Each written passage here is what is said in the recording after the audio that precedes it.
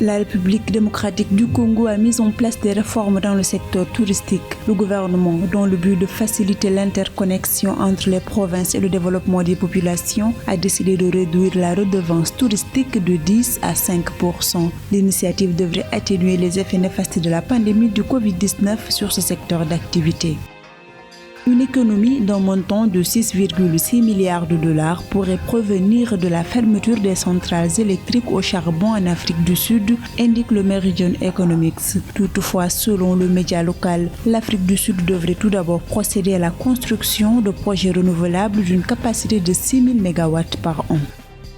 La plateforme d'analyse du marché du capital risque africain Baobab Insight révèle dans un récent rapport qu'à fin septembre 2021, les entreprises technologiques d'Afrique de l'Ouest ont obtenu un montant record en Afrique d'1,34 milliard de dollars sous forme d'investissement. De ces fonds, 231,7 millions de dollars ont été levés sur les 3 premiers mois de l'année.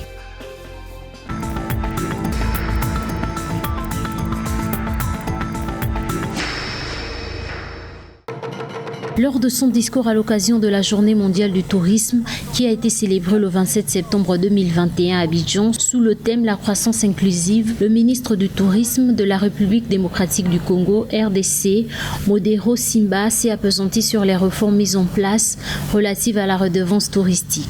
L'objectif étant d'atténuer les effets néfastes de la pandémie du Covid-19 sur ce segment d'activité, notamment dans le secteur privé, très impliqué dans le développement du tourisme.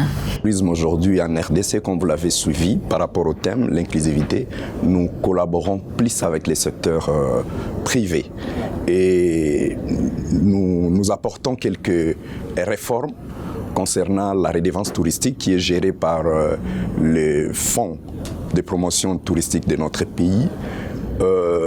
Les effets de la Covid a fait que mon ministère a fait une réduction de la redevance touristique de 10 à 5% en interne pour favoriser l'interconnexion de nos provinces et le déplacement des populations. Dans cette optique, le ministre poursuit que la redevance touristique a été réduite de 10 à 5% pour faciliter l'interconnexion entre les provinces et le déplacement des populations. Ainsi, il incite les populations à se faire vacciner contre le Covid-19 pour pouvoir voyager en interne et relancer le secteur touristique du pays affaibli par la crise. Nous sensibilisons aussi la population pour les permettre à voyager à travers nos provinces en interne, ça veut dire en se faisant vacciner. Aujourd'hui au Congo, nous avons reçu les 3 vaccins, Moderna, AstraZeneca et comme on appelle le 4e, Pfizer. Cela permet maintenant aux sociétés d'aviation de fonctionner en pleine activité chez nous. En plus des effets de la pandémie du Covid-19, le secteur touristique de la RDC a été aussi fortement impacté par le changement climatique. Il invite au final les Congolais à faire de leur pays la première destination touristique en visitant les différents sites dont dispose la RDC.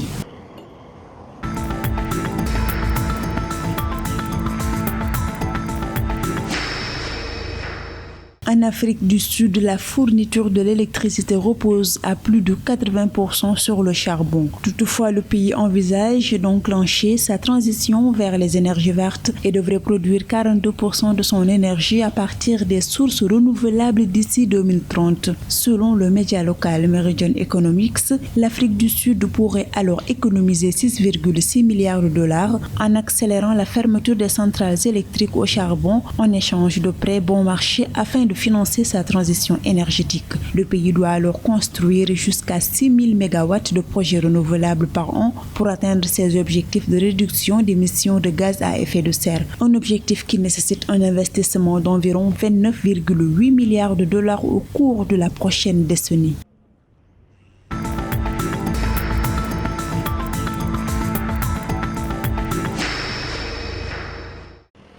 Avec un montant levé d'1,34 milliard de dollars, les startups de l'Afrique de l'Ouest ont été les entreprises qui, sur le continent, ont mobilisé le plus de fonds sous forme d'investissement au cours des 9 premiers mois de l'année 2021. Si l'on se base sur un rapport de la plateforme d'analyse du marché du capital risque africain Baobab Insight, ces entreprises technologiques ont obtenu 231,7 millions de dollars sur les 3 premiers mois de 2021. Mobilisés via 105 opérations de financement, près de 729,1 millions de dollars de ces investissements ont été octroyés à des entreprises nigérianes de services financiers.